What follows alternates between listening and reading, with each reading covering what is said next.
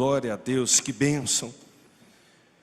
Meus irmãos, o que arde cura, o que aperta segura. Eu não sei você, mas eu cresci ouvindo algumas expressões durante toda a minha infância. E eu cresci ouvindo algumas coisas assim, no dito popular, né? Quem ri por último ri melhor. Eu ficava me perguntando, será que é isso mesmo? Outras expressões do tipo, cão que ladra muito não morde. Outro dia eu ouvi aquela expressão de pequenino que se torce o pepino. Um homem prevenido vale por dois. Imagina uma mulher. Eu nunca vi uma mulher desprevenida. Outro dia eu queria desenvolver, pastor Carlos Elias, a teologia das 3 bolsas femininas. Porque a mulher é tão prevenida que hoje eu vejo as mulheres andando na rua com 3 bolsas, irmãos. E quando eu olho para isso tudo, para esses ditos, né, esses adágios populares, e não há como falar da vida de Jó, pensar na ferida, na dor de Jó, sem a gente então observar essas questões quando a gente pensa nesse tema, o que arde cura. E logo o que vem à mente, eu vou lhe explicar o que vem à minha. Eu lembrei da minha infância, quando eu ia aqui na Avenida Santa Cruz, num lugar chamado Ébice. E ali nós pegávamos então algumas rodas para fazer carrinho de rolemã. E então eu morava para o lado ali da Cesara de Melo, para o outro canto, e o meu caminho era o Mercado São Brás. E ali sempre eu passava e pegava caixotes de fruta. E esses caixotinhos que as frutas eram armazenadas, eu construía aqueles poderosos carrinhos de rolemã e descia aquelas ruas quase que não eram íngremes.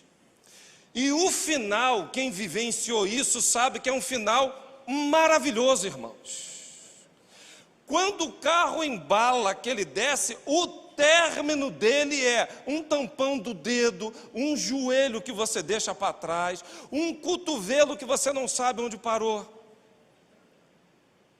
E aí entra o melhor da história. Quando a gente chegava em casa, com aquele corpo limpinho, com aquele colar de anjo, né, envolto por um suor e um manto asfáltico, e com aquelas botas que a mãe falava assim, vai tomar banho. O que é que você dizia? Nem suei. Nem precisa. Aí, nessa negociação, você ainda queria barganhar o seguinte, dá só para lavar os pés.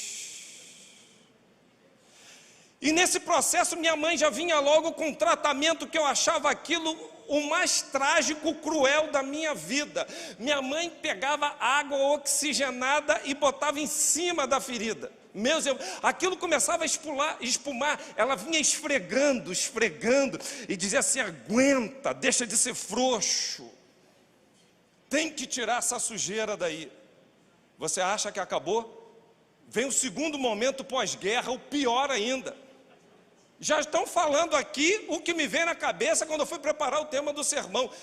Ela gritava assim para minha irmã, pega rápido que ele vai correr, pega mertiolate, meus irmãos. Isso era cruel, crudelíssimo para a nossa existência. Eu acho que essa geração de 70 e 80, ela vem assim sendo pedagogicamente formatada pelo mertiolate. E quando botava o mertiolate na dor, na ferida, meus irmãos, a gente ia no céu e voltava.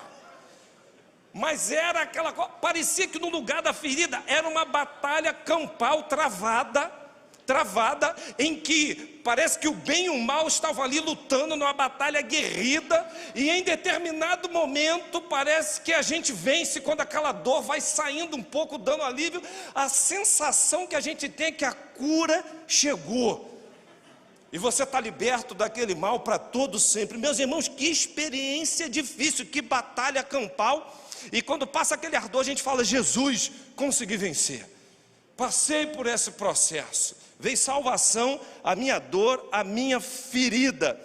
E eu tenho certeza que tem toda uma geração que me ouve, que está presente aqui conosco, esse público lindo, que passou por esse processo de dor, de ferida, de um tratamento às vezes difícil, E eu não quero entrar aqui em questões, né, que não é a minha área, se com dor ou sem dor é melhor ou pior. Uma coisa eu sei, o mertiolate, quando mudou a sua fórmula, ninguém acreditava mais nele. Acabou aquele negócio de dizer assim, isso agora não arde, então isso aí não deve estar curando mais não. Mas continua fazendo o mesmo efeito, só parou de doer. Aí vem uma geração agora que não tem dor, é uma geração indolor. É uma geração que não sabe o que é carrinho de rolemã, búlica, triângulo, andar com aquelas latas de leite ninho cheio de bilha, bola de gude, né? É uma outra geração. Mas o fato é, ambas estão passando por momentos difíceis. Quem de nós não se chega aqui nessa noite com um histórico de feridas, de dificuldades vivenciadas? E quando eu olho para a vida de Jó, eu percebo esse grande homem de Deus, através do seu próprio livro. E esse livro, alguns pensam assim, isso foi escrito já num tempo moderno. Não, alguns teólogos vão dizer, isso foi escrito desde lá de Gênesis, capítulo 2, 3, por ali vai. Mas pastor, desde aquele tempo não tinha lei mosaica, não tinha... Se você observar aqui onde foi escrito em Uz, se você observar sacrifício, umas coisas, você vai ver que alguns teólogos vão dizer que é o livro mais antigo da Bíblia, ou alguns vão dizer que é um dos mais antigos da Bíblia, só para te situar no terreno do livro de Jó. E quando você vai para o capítulo 1, então, você vai começar a observar que a vida dele está sendo descrita. Fala, Jó era um homem sincero, reto, temente a Deus. Jó desviava-se do mal. Que coisa linda a vida desse homem. Jó era o maior que todos do Oriente, riquíssimo, poderoso, terras, gado, família, bens, uma família unida. Você vai ver, já no capítulo 1, verso 4, eles se reuniam, adoravam ao Senhor, né? E Jó, como um bom sacerdote de sua casa, oferecia até sacrifícios pelos seus filhos. Que vida linda de Jó. Você vai dizer assim, mas a Bíblia está dizendo isso. O próprio Deus elogia Jó, dizendo, viste meu servo Jó, homem temente, sincero. O elogio para a vida desse homem parte de quem, irmãos? Do próprio Deus. Que homem íntegro, que coisa maravilhosa. Mas a gente observa capítulo 1 e 2 do livro de Jó, que Jó foi provado em todas as áreas. Abriu-se uma ferida financeira, abriu-se uma ferida com a perda dos filhos, abriu-se ferida na sua família, a sua saúde colapsou, emocional, relacional, e de uma hora para outra. E problemas às vezes são assim, as feridas quando vêm, elas nem fazem fila, irmãos. Que se pudesse, dava para a gente dizer assim, agora qual o problema? Desemprego? Não, espera aí que eu estou cuidando da saúde, aguenta aí, tua hora vai chegar. Para tudo tem um tempo determinado. Não dá. Tem momentos que assola, que a coisa vem, que bate firme, bate doído. A gente olha uma ferida após outra, a gente não sabe o que fazer. Como Jó reage? Você olha para o verso 20 do capítulo 1, Jó rasga o manto, raspou a cabeça. E eu estou igual quase Jó, daqui a pouco eu rasgo aqui, a cabeça já está ficando raspada, né? E o que Jó faz? Lançou-se em terra e ele adora ao Senhor. E o termo aqui hebraico da adoração é se humilhar, suplicar. O termo quer dizer aqui, na verdade, curvar-se de maneira reverente, com a finalidade de prestar um culto. Meus irmãos, se sou eu que perdi filhos, desempregado, enfermo, uma ferida após outra, eu ia pensar em qualquer coisa, sabe, Paulo? Menos raspar a cabeça, rasgar as vestes e me curvar diante do Senhor. Eu ia começar a falar assim, não, Deus, espera aí, não. Eu tenho até meus erros, mas tem gente pior do que eu que merecia isso. Pega leve comigo, Deus. Eu acho que eu não merecia isso tudo, eu até mereço uma parcela. Agora, isso tudo, meu Pai. Mas não deu para Jó fazer isso, Jó não faz isso. Jó como reage, está aqui. E ele começa então a suplicar ao Senhor, até que as pessoas que estão ao seu redor começam a se afastar dele, e chega um momento que chegam 3 amigos da onça. E esses amigos, quando chegam, que olham para Jó, nem o reconhecem. Eu não sei, pastor Carlos Elias, seu irmão já fez algum sepultamento alguma vez, que a pessoa ferida foi tão grande, que às vezes está o corpo lá, você passa e não reconhece. Já aconteceu algumas vezes isso comigo. A gente passa assim, irmão, olha, e a gente tem um choque, que a gente não reconhece. Falei, meu Deus, como é que ficou essa situação? Assim estava Jó, um morto-vivo, um homem andando que nem seus amigos o conheciam mais. Era um homem com feridas tão profundas, era um homem que tinha tudo para blasfemar, para chutar o balde, para, ir embora e largar tudo e abandonar. E Jó, então, ele adota uns princípios que eu acho maravilhosos, para a gente entender se o que há de cura. Eu queria dizer, Jó, a primeira coisa que ele fez para curar a sua ferida, ele aplicou uma dose de soberania de Deus na sua vida. Olha o verso de número 2. Eu bem sei que tudo pode. Me ajuda a igreja. Eu bem sei que tudo podes. Tudo pode. Soberania. Eu bem sei que tudo pode. Soberania. Jó faz 16 perguntas para Deus. Jó depois começa a fazer 32 queixas e recebe 79 respostas no capítulo 38. O que eu acho lindo é que em momento algum Deus explicou o que estava acontecendo com Jó. As respostas de Deus para Jó foram: onde tu estava, Jó? Quando eu estava criando isso aqui tudinho. Esse negócio de estrela do céu, que é mais numeroso que a areia, e Deus chama cada uma pelo nome. Onde é que tu estava, Jó? Ainda que eu mal te pergunte. Quando eu fazia a separação entre as terras, tu estava onde, Jó? O que você estava fazendo, Jó? Sabe qual foi a grande resposta do Eterno para as feridas de Jó? Soberania. Eu estou no controle. Essa foi a resposta. Deus responde a Jó dizendo: eu governo, eu exerço influência sobre tudo e sobre todos, eu tenho domínio, autoridade, eu tenho todo o poder. E nos momentos que nós estivermos feridos nas nossas vidas, irmã Lúcia, pensa nisso. Ele é soberano, ele tem poder, ele tem autoridade, ele está no controle de todas as coisas. Não existe atributo de maior conforto para cada um de nós no momento de dor, quando a gente recebe a resposta do trono da graça dizendo: o controle está em minhas mãos. Você pode dar um aleluia? Você pode falar glória a Deus nas maiores alturas. A soberania do Pai, e essa soberania a gente vê através da vida de Faraó e Moisés. Deus fala: eu endureço quem eu quero, amoleço quem eu quero, está lá, eu vou endurecer o coração de Faraó. Deus usa ímpio, Deus usa reis como quer. A gente olha para a vida do rei Sírio da Pérsia e ele ordena então a construção do templo. A gente vai ver lá na frente então Tito com seu exército destruindo toda Jerusalém. O Senhor faz o que lhe aprouver. Não há reis, não há autoridade que não partam do Senhor. Daniel fala isso. Não há autoridade, Daniel 2:21. Você vai para Romanos 13, você vê que toda autoridade é constituída pelo Senhor na sua soberania. Aprenda, irmãos, que Deus usa quem quer, como quer. Sabe por quê?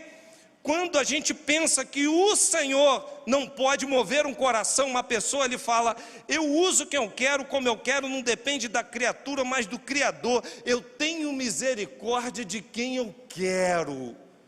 Soberania. Soberania. Olha o que o Senhor faz quando nós precisamos de recursos. Como Deus é soberano. E às vezes eu acho que Ele tem assim um senso de humor maravilhoso. Quando Ele manda Elias ser sustentado por corvos. Você já viu corvo padeiro, corvo açougueiro? Elias viu. E depois, se não bastasse, ainda manda ele ser sustentado por uma viúva pobre e falida. O Senhor é soberano. Abençoa tanto a viúva como a vida do profeta. Como Deus é soberano, que nos momentos mais difíceis Deus age nos corações, nas criaturas. Deus muda tempos, estações. E de certa feita o povo de Israel guerreando, Josué não sabia o que fazer. Então Josué começa a orar. Sol se detém, lua se detém, até o povo de Deus ter a vitória. Olha que soberania. Os tempos, as estações, Deus faz tudo conforme lhe aprouver. Deus muda a cativeiro. A gente olha para a vida de Daniel na cova dos leões. Não vou me curvar não. Vem o decreto: olha, se começar a invocar, falar para outro rei que não seja o rei da Pérsia, vai se dar mal. não vou não. Abra a janela para Jerusalém, os fofoqueiros, tudo lá embaixo. Olha lá ele, ó, está orando. Cova dos leões. A soberania de Deus vai lá e fecha a boca dos leões. Agora vai vir, quem não se curvar, vai tocar a trombeta, é a fornalha ardente, Sadraque, Mesaque e Abidnego, ó, ninguém vai se curvar isso aí não. Eu confio na soberania dele, sabe por quê? Pode tu tocar a trombeta que for, nossa postura vai ser a mesma, mas vale obedecer a Deus que é os homens, porque o soberano sabe como cuida de mim. Foram lançados na fornalha, mas o poder da chama não se ouve nada, nem sobre a roupa deles. Você já passou perto de uma fogueira, irmão, o cheiro da fumaça? Nem isso teve neles. Agora aqueles que duvidaram, que quiseram mal deles, quando chegou perto da fornalha já estavam sendo consumidos. Você começa a entender como Deus é soberano, como Deus cuida de cada um de nós, ao ponto de ter inimigos armando contra as nossas vidas, como foi contra a vida de Mardoqueu, uma forca armada, e essa forca para Mardoqueu, quem morreu foi quem armou para ele, o próprio Amã. Esse é um Deus soberano, esse é um Deus que olha para cada um de nós e observa as covas que estamos inseridos, as fornalhas da vida e todos os laços do inimigo contra cada um de nós. A resposta final vem do trono da graça. Ele está no controle, Ele sabe como faz, é o Senhor dos exércitos. Quem é poderoso como tu? A tua fidelidade ao redor de ti, tu dominas com ímpeto o mar, com as ondas se levantam, tu as faz aquietar. Salmo 89, verso 7 até o 9.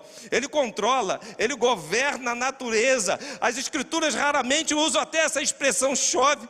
A gente vai ver que antes de lermos, Deus manda chuva. Que soberania! Ao ponto de os discípulos de Jesus olharam para ele e falaram: quem é esse? Quem é esse? Quem é esse? Quem é esse que até o vento e o mar lhe obedecem? Quem é esse? Quem é esse? Quem é esse que faz mar? Aquieta-te. Vento, cessa. Para você colocar um pouquinho de alívio à sua ferida, coloque a soberania de Deus. Está ardendo, confie na soberania de Deus. Num segundo momento, aplique uma outra dose na tua vida. Está no verso de número 2 ainda, quando fala: em nenhum dos teus pensamentos podem ser impedidos. Sabe o que é isso? O plano de Deus não muda. Repete comigo, igreja: o plano de Deus não muda. Mais uma vez, irmãos, o plano é isso. Um Deus que pensa, que planeja antes dele falar, né, de todo o planejamento que é revelado a cada um de nós, de um Cristo que vem morrer, antes dele criar o mundo e todas as coisas, antes de Deus criar o próprio homem, ele já tinha dito: haja cruz. A cruz já estava planejada. Antes de falar haja luz, haja separação, vamos criar homem, já tinha haja cruz. Que plano? Que plano Deus já tinha montado? Deus não é pego de surpresa. O Senhor é um Deus que controla tudo, governa tudo, mas Ele tem um plano entrando em ação a cada dia, nada é por acaso. Deus está escrevendo a minha e a sua história com requinte de detalhes. Você crê nisso? Com detalhes. Mas pastor Nando, essa situação está muito difícil. Eu não estava preparada para um momento como esse. Eu não consigo ver esse plano de Deus. Eu não consigo observar o que Deus está fazendo. Eu percebo às vezes que as coisas estão sucumbindo, parece que fugiu o controle. Eu não vejo razão, eu não vejo sentido. É por isso que o homem natural não compreende as coisas de Deus.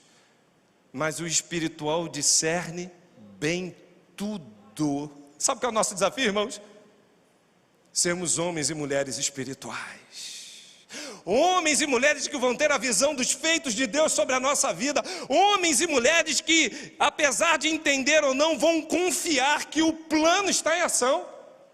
Homens e mulheres que, apesar de gostar ou não do que estão passando, vão entender: o plano está sendo, cada dia o plano está sendo executado. Homens e mulheres que vão perceber que, apesar de estar no tempo daquilo suceder ou não, vão dizer: o plano está vigorando. Isso nos faz a gente confiar no Senhor, no plano dele, ao ponto de a tua condição social, a tua condição econômica, a tua condição psicológica, não vai depender nada disso de você, o que está ao seu redor, mas num plano maior e melhor que Deus construiu desde antes da fundação do mundo, e a cada dia isso vai sendo executado. Eu percebo muita gente hoje que não tem condições ou não consegue confiar nos planos de Deus, e eu pergunto: quais são os seus planos? Também não tem plano. Eu não tenho plano, mas tem um plano de Deus. Você quer confiar? Eu também não consigo confiar nesse plano. Ou seja, a sua vida parece que é uma folha em branca, que não sabe para onde quer ir, que não sabe qual é o destino, né? Para quem não sabe para onde vai, qualquer caminho está servindo. Estão aí, na verdade, na bandalha da vida. É como um barco que está ao reléu, ao vento, esperando o primeiro porto-nos o vento oportuno para poder atracar em qualquer lugar. E é tão difícil viver uma vida assim. É tão difícil a gente entender que Deus não é surpreendido, que todas as coisas estão nuas e patentes diante dele, que não há nada oculto, que ele planejou, que ele executa, ele muda quem quer, controla como quer, e a cada momento, quer com dor, quer com ferida, quer com dificuldade, o plano está em ação. Eu gosto de confiar nesse plano.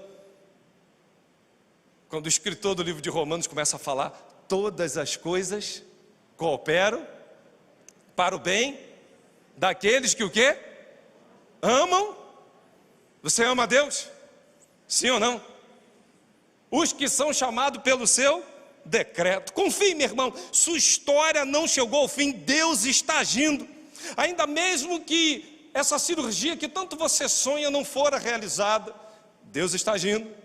Deus está agindo ainda que esse luto não tenha sido cicatrizado. Deus está agindo. Deus está agindo ainda que o desemprego assole sua casa. Deus está agindo ainda que sua família esteja quebrada nessa noite. Há um plano que o Senhor está executando. E não pense que esse plano é muito lento, não. A gente tem essa mania, né? Usa-se até aquele velho provérbio: Deus tarda, mas não falha. Não, Deus não tarda nem falha, né? Ele sempre chega na hora certa, faz do seu jeito aquilo que lhe aprouver. Mas o nosso senso, a nossa ansiedade, a nossa angústia, a gente acha que a coisa está muito lenta. É ou não é, irmãos? Parece que esse plano não está em andamento, que a gente queria ver, a gente quer participar mais dele, a gente até às vezes quer dar uma ajudinha para Deus, sabe? Para ver se a coisa embala, acontece logo. Mas a palavra de Deus nos diz em Jeremias 29:11: pois eu conheço os planos que tem para você, declara o Senhor, planos de bem-estar e não de mal. Fala assim: aleluia.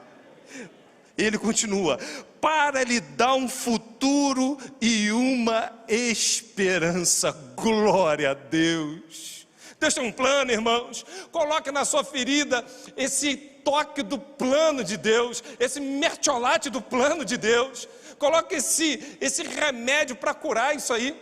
Num terceiro momento, eu olho para a vida de Jó e começo a perceber que há uma dose importantíssima na ferida, que é a dose do conhecimento, é a dose do entendimento. Olha os versos 3 e o verso de número 4, ele diz assim: e falei do que não entendia, coisas que para mim eram maravilhosíssimas, e que eu não compreendia. Ele não tinha entendimento.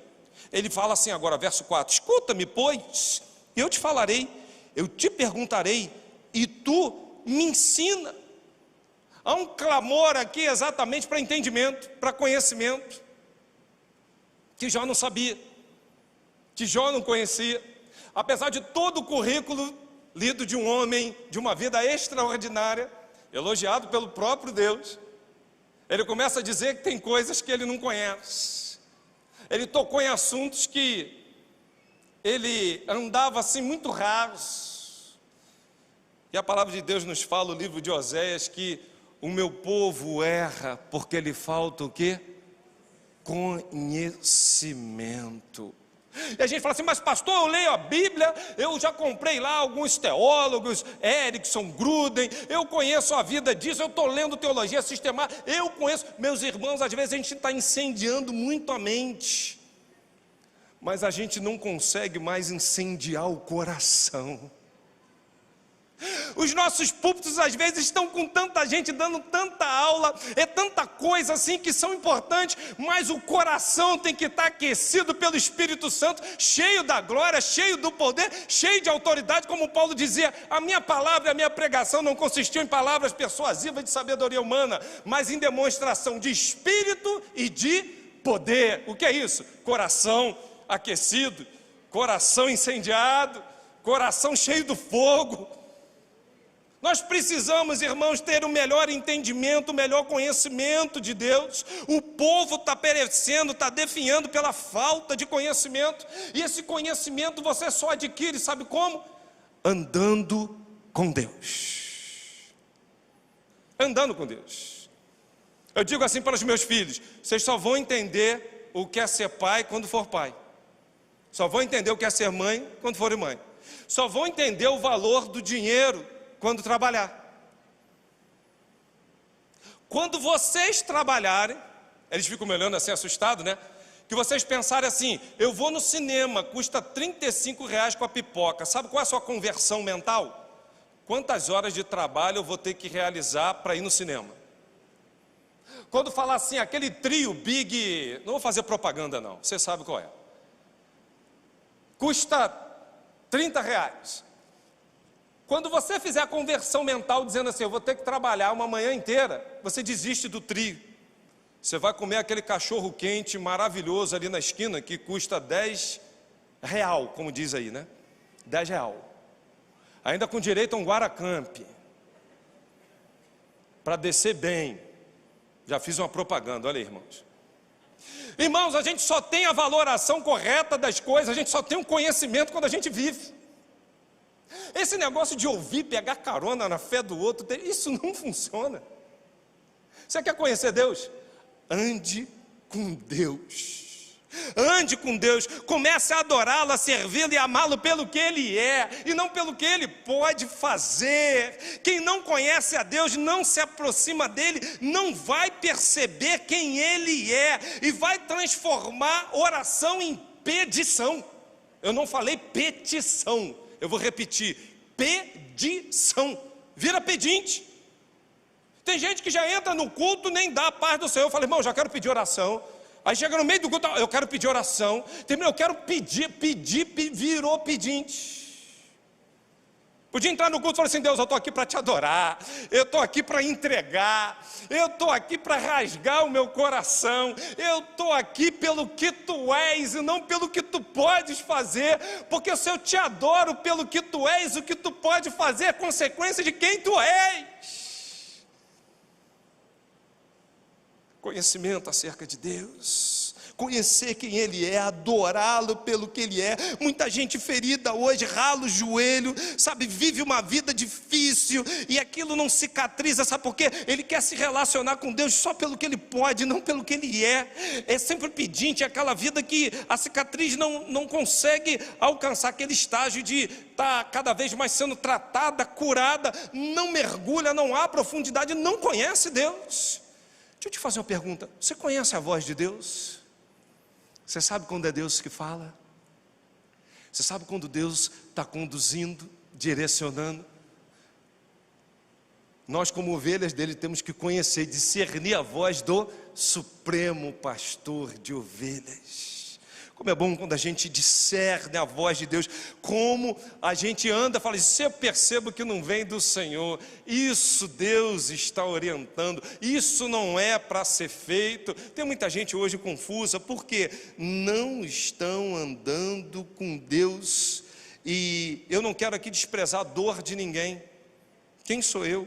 Eu não quero desprezar a sua ferida, muito menos dizer que você está reclamando à toa, que isso é uma coisa banal. Só você sabe a dor que você está sentindo. Mas eu quero te apresentar nessa noite um remédio que pode curar, e o remédio é: ande com Deus, caminhe com Deus, segure na mão de Deus. Porque quando você fizer isso, você vai olhar para aqueles religiosos que estavam lá no templo com Jesus, que Jesus olhava para eles e falava: ó, vocês têm até discernimento lá da lei, da Torá, mas a vida de vocês nada tem a ver com a minha. De longe vocês estão espelhando o conhecimento verdadeiro que deveriam ter. Sabe por quê? Vocês ainda não me conhecem. A todo momento qual era a indagação? Se ele era o Cristo ou não. Quando ele dava provas de ser o Cristo, eles não aceitavam, não queriam conhecer o próprio Deus. Quem vê a mim, vê ao Pai. Eles não viam nenhum nem outro.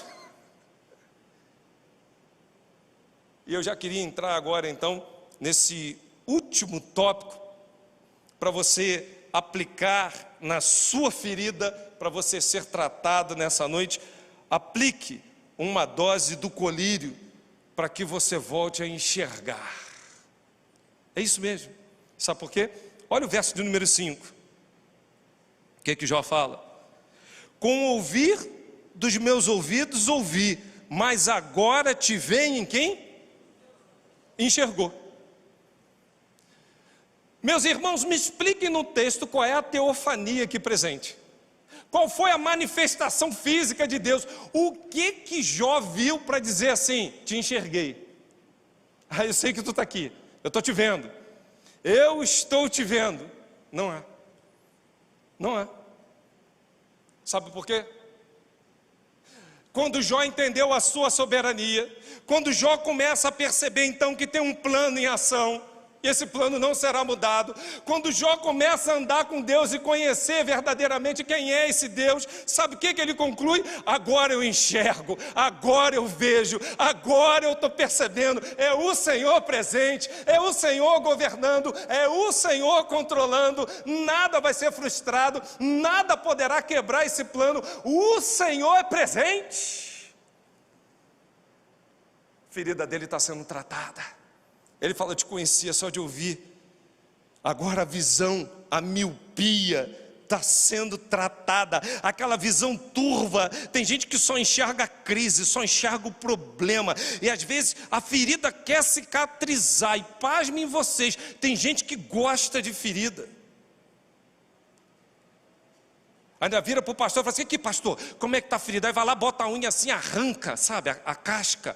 Aí ele fica provocando ali. Né? Eu conheço irmãos que, às vezes, acho que a gente tinha que fazer uma festa para celebrar a ferida. Porque o dia que cicatrizava, perder a graça. A gente gosta desse negócio, às vezes, de ferida. E a gente perde a visão de enxergar o que o Senhor quer fazer. Eu me lembro que eu fui fazer a renovação da minha habilitação. E eu, muito sagaz, muito expert, um douto em expertividade. Na hora que eu fui fazer aquele exame de vista, eu não queria que viesse escrito na minha habilitação, Shirley, apto com lentes. Aí o que eu fiz?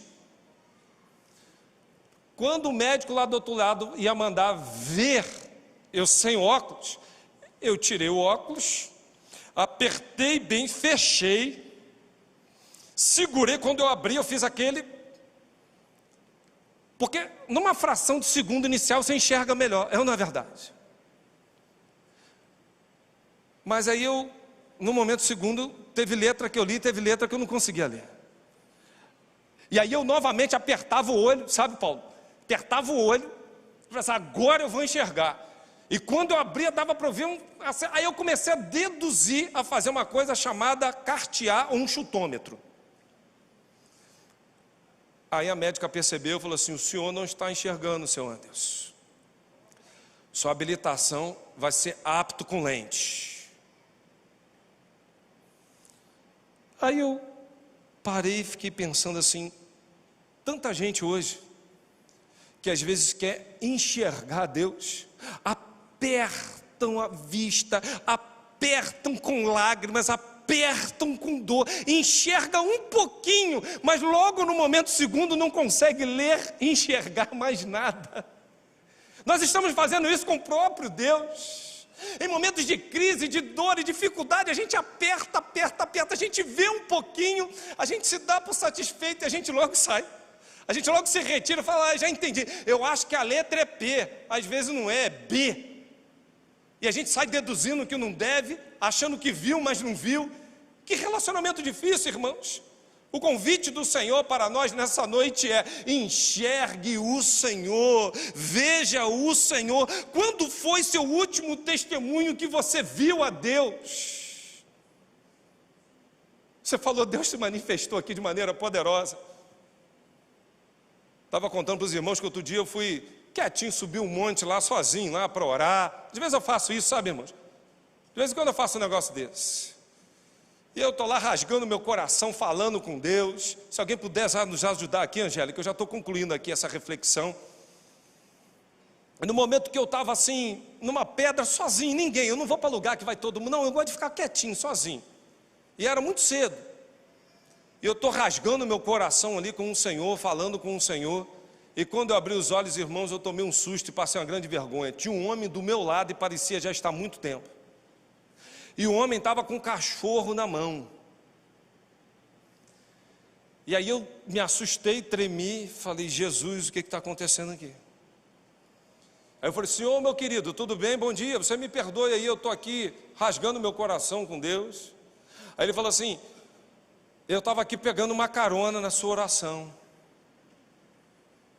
Eu queria ir embora, mas não consegui, porque as coisas que você falou, estou vivendo os mesmos dramas. Papo vem, papo vai, aquela coisa toda. E aí eu preguei o evangelho para ele, ele confessou a Cristo, nós oramos. E aí na hora de ir embora ele falou assim, você não percebeu, eu não sei como eu vim parar aqui em cima, eu estou de pijama. Porque eu fui levar meu cachorro do lado de fora aqui, só para ele fazer as necessidades, acabou que ele veio para aqui, eu subi um monte e cheguei até aqui. Falei, o Senhor te conduziu até aqui. E Deus está presente nesse lugar. Deus está presente nesse lugar. Qual é a tua última experiência com Deus, dos feitos dele na tua vida? De uma teofania. Você que entra aqui nessa noite, você que está nos assistindo aí pela internet, você que sabe suas feridas emocionais, você sabe o que você tem vivenciado nos últimos tempos. Eu queria concluir essa reflexão dizendo algo para você. Eu tive a oportunidade de visitar um amigo meu que passou por um processo que foi uma grande queimadura no seu corpo. O quarto dele incendiou, o colchão pegou fogo, ele foi tentar tirar um colchão de mola, foi passar na porta, não saiu, e ele forçou, mas se queimou todo, a vida dele estava em risco. E ele dormia numa pedra de gelo, e o que me chama a atenção é que a enfermeira entrava lá para fazer uma curetagem. A curetagem, para essas pessoas, raspam aquelas feridas que estão tentando cicatrizar para não inflamar. Hoje já tem até processos aí, Cláudia, que eu acho que com laser, coisas até mais sofisticadas um pouquinho, para aqueles que assim puderem. Mas o que me chamou a atenção nessa visita, que ele disse assim, pastor, quando eu vejo aquela enfermeira entrando aqui, ela não fez nada, as lágrimas já vêm no canto do meu olho, porque eu já sei a dor que eu vou passar. Eu já sei o processo que eu vou estar sendo submetido. Mas eu sei que isso é para o meu bem. Eu sei que isso é para curar a minha ferida. Isso é para tratar a minha enfermidade. Eu queria terminar essa reflexão falando algo para você. Se você olhar o verso de número 12 do mesmo capítulo, Jó teve muitas perdas. Jó teve seu cativeiro mudado, sua enfermidade sarada. Mas o verso de 12 diz assim: o Senhor abençoou o final da vida de Jó mais do que o início. Ele teve 14 mil ovelhas, 6 mil camelos, 1.000 juntas de bois, 1.000 jumentos. Agora olha o verso 16 e 17. Depois disso viveu Jó 140 anos. viu seus filhos e os descendentes deles até a 4ª geração. Parecia que estava tudo arruinado, que não ia ter mais geração nenhuma. Jó viu até a 4ª geração. E então morreu em idade muito avançada. Eu queria terminar essa reflexão nessa noite dizendo para você: o que está ardendo? Qual é a tua ferida? O que está te maltratando tanto? E parece que não há cura. Que tipo de remédio, de aplicação, de tratamento você está se submetendo? Eu queria te desafiar nessa noite, colocar, meus irmãos, a soberania de Deus, confiar no plano de Deus, conhecer a Deus, voltar a enxergar, porque o Senhor está presente aqui para curar as nossas feridas, as nossas dores, as nossas separações, nossas secções, nossas perdas. Arde muito, mas tem cura, e isso Deus quer tratar, e a solução e o remédio chama-se Jesus de Nazaré. Só Ele pode, só Ele pode. Curve a sua cabeça agora e fale com Deus. Eu queria que você colocasse aí no chat: pastor, eu tinha esfriado com Deus, mas nessa noite eu estou voltando.